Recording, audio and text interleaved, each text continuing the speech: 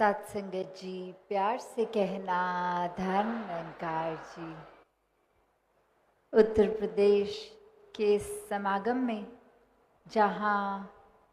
सारी ही जगह से और देश के अन्य कोनों से विदेश से भी महापुरुष पहुँचे हैं और पिछले 3 दिनों जहाँ ये यूथ सिंपोजियम और उससे पहले ये खेल कूद का माध्यम भी कि कैसे ये युवाओं में एक सच्चाई की लगन बनी रहे, यूथ गाइडेड बाय ट्रूथ, कि जिन युवाओं के जीवन में ये रोशनी है तो फिर वो अपने जीवन को सही मार्ग पर डालते हैं। और साथ ही ये बुज़ुर्गों के होश की भी बात की गई कि कैसे ये तालमेल की बात है। ये एक जीवन के किसी भी आयु में, चाहे बाल अवस्था में हो, युवा अवस्था या बुजुर्गी में, ये एक भक्तिमय जीवन जिया जा सकता है। जिस भी उम्र में है वहीं पे एक भक्ति की शुरुआत इस परमात्मा को जानने के बाद की जा सकती है। इतिहास में भी ये बहुत उदाहरण देखने को मिले जहाँ जिन्होंने वाकई ही वो जिज्ञासा से एक प्रेम अनुसार ये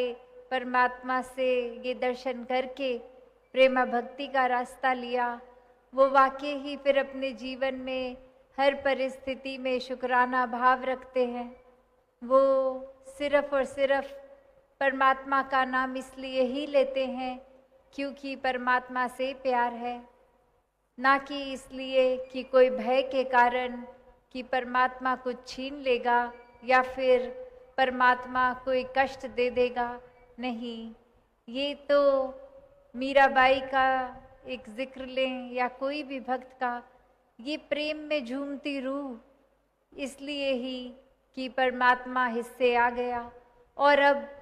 किसी भी स्थान पे हों, कहीं भी कुछ भी करते समय ये परमात्मा का एहसास ही इस रूह को फिर ये भजन भी गवा रहा है, एक नृत्य भी करवा रहा है, ये कविताएं भी लिखवा रहा है। तो एक ये परमात्मा के प्रति प्यार, ये निराकार के प्रति प्यार ही है जो वाकई ही प्रेमा भक्ति का सार के एक लगन रहकर एकमिक होके ये ओत प्रोत मामला। और फिर इसी भक्ति में जिन्होंने जीवन जिया, उनका जीवन वाकई ही संसार के लिए वरदान बन गया। और जिन्होंने इस सच्चाई, इस परमात्मा से अपना मुख मोड़ा, उनके हिस्से तो फिर कुछ भी नहीं आया। जीते जी भी सुख चैन अमन शांति से कोसों दूर रहे और ये मुक्ति की प्राप्ति भी नहीं। और यही संत चाहे आर्थिक अवस्था हो, ठीक ना हो,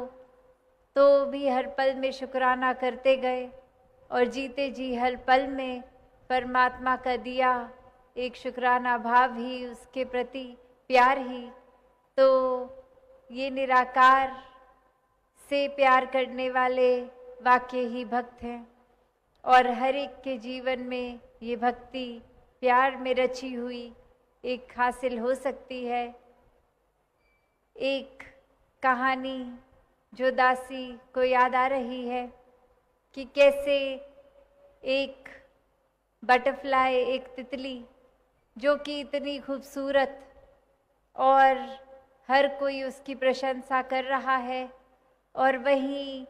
एक बिच्छू, एक स्कॉर्पियन, ये भी एक उसी प्रकार मुंह पे उस तितली को बहुत अच्छे शब्द बोल रहा है, प्रशंसा कर रहा है, तुम्हारे पंख इतने सुंदर। और जैसे ही वो तितली ने अपने पंख उसको और उड़ने के लिए फैलाए और उस बिच्छू के पास और नज़दीक आ गए वो पंख, और उस बिच्छू ने तो उसी पल अपनी असली एक जो स्वभाव है उसी के अनुसार उसको डस लिया। तो बात क्या हुई कि ये मुंह पे तो प्रशंसा उस बिच्छू ने भी की, पर कर्म रूप में उसने क्या किया, वाकई ही अगर ये तितली के प्रति ये एक जो सुंदरता का जिक्र हो रहा था या प्रशंसा हो रही थी, तो कर्म वो डसने वाले ना रहते। तो यहीं अब अगर हम भक्तों की बात फिर से जोड़ें तो यही सामने आता है कि संतन के मन रहत है सबके हित की बात, घट घट देखे अलग को पूछे जात ना पात। कि कैसे संतों ने हमेशा सबको एक साथ एक समान दर्जा दिया, सबका सत्कार किया, सबको साथ लेके आगे बढ़े, सबके जीवन में परमात्मा हो, बस इसी प्रयास में अपने जीवन को भी लगा दिया। मुंह पे सिर्फ अच्छी बातें और पीठ पीछे जहर पहुंचाने का काम नहीं किया। तो जहाँ जो इंसान इस कहानी में जैसे वो बिच्छू वाले कर्म कर रहे हैं कि मुंह पर तो तारीफ और फिर मौका देखते ही दुख पहुंचाना, कष्ट देना, तो ऐसे इंसानों की तो भक्त श्रेणी में गिनती नहीं होती। चाहे दिखावे में तो सब दिखा देंगे कि हाँ हम तो परमात्मा में मानते हैं, हम तो सत्संग भी आते हैं, एक हमारे कर्म तो कितने सुंदर हैं, हम तो समाज में दान पुण्य का काम भी कर लेते हैं, एक वाहवाही हमारी बहुत है। तो ऐसा करना और साथ ही एक कर्म रूप में फिर छल कपट से किसी की धन को छीनना, किसी के शरीर को कष्ट पहुंचाना, किसी की मानसिक स्थिति खराब करनी, तो ऐसे फिर वो चाहे कितना भी एक अपने आप को इंसान धार्मिक श्रेणी में गिनवाए, पर असल में वो भक्त श्रेणी से तो बहुत ही दूर है। तो जीवन में अनेक उदाहरण हैं, इतिहास में भी आज भी, कि एक जीवन को कैसे जिया जा सकता है। तो ये चुनाव अब हमारा कि एक वरदान रूप, एक फरिश्ता रूप जीवन को भक्ति में जीकर जिया जाए, या फिर एक शैतान रूप का भी जीवन। यही इंसान के शरीर से ऐसे भी उदाहरण देखे गए हैं कि काया तो वही इंसान की, शक्ल आकार भी वैसा, पर ये एक नियत, एक जीवन में व्यवहार, एक इंसान की ये जो एक व्यवहार रूप कह ले, तो इसी में ये फरिश्ता और जानवर से भी बदतर शैतान रूप ऐसे दोनों जीवन पाए जाते हैं। तो संतों ने हमेशा कैसा जीवन जीना सिखाया, तो बहुत ही स्पष्ट हर कोई, जैसे आज भी सत्संग में वही बात करके गया कि एक संत के मन में तो हमेशा पीड़ा रहती है कि हर किसी का उपकार होता जाए। ये आत्माएं चाहे इतने समय से शरीर बदल रहे हैं, योनियां बदल रहे हैं, अब मानव शरीर में आए हैं तो पूरा लाभ हो, जीते जी भी एक मानवीय गुणों से युक्त प्यार का सहारा लेते हुए एक सहनशील, विनम्र, करुणा, दया इत्यादि सारी अच्छाइयों को साथ लेकर चले, और इस परमात्मा को जानते हुए वाकई ही इंसानियत रग रग में आ जाती है, श्वास श्वास में आ जाती है, और फिर जीते जी ही ये मुक्ति, और मौत होने पे भी ये मुक्ति। तो फिर हर पल में ये बंधन से मुक्त की बात है, भ्रमों भुलेखों से दूर रहकर जीवन जिया जाता है। ऐसा ही भक्तों ने खुद भी जीकर सिखाया और संदेश भी दिया, और ऐसा ही जीवन हर किसी के हिस्से आ सकता है। तो